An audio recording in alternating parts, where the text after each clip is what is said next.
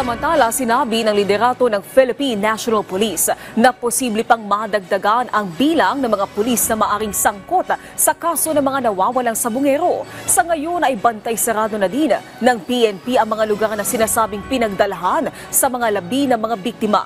Nagbabalik si Ryan Resigues sa sentro ng balita. Posibleng matapos na ngayong linggo ang preliminary report ng administrative case laban sa 15 pulis na isinasangkot sa kaso ng missing sabungeros.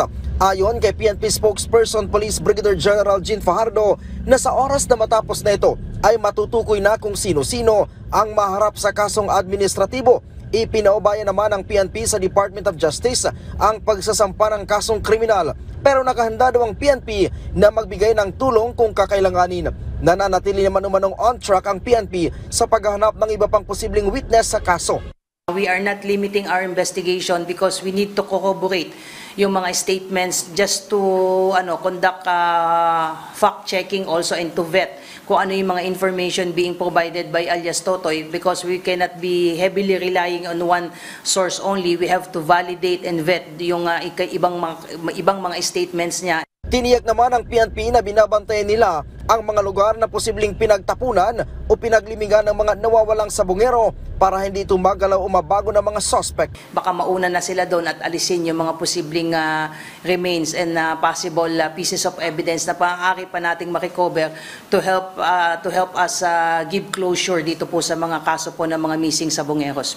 Lahat din aniya ng anggulo ay iniimbestigahan ng PNP, kabilang na ang isiniwalat ni alias Totoy na abot ng 100,000 piso hanggang 2,000,000 piso ang tinatanggap ng mga pulis na dawit sa kaso. Gusto natin maging airtight po yung mga kaso kasi once nilalabas po natin lahat ng ebidensya, lahat ng ginagawa po natin ay napapreempt po natin at binibigyan natin ng pagkakataon yung mga posibleng suspect at mastermind para itago o maitago nila yung mga posible pang ibang ebidensya po.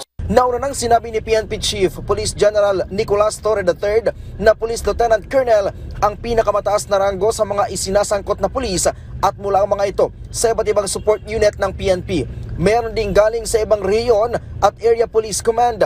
Sinabi din ni Torre na hindi lamang sila sa 15 nakatutok dahil posibleng madagdagan pa ito base sa pag-usad ng isinasagawang investigasyon. Kinumpirma din ni Torre na meron ng 3 natanggal sa serbisyo at isa ang malapit ng magretiro.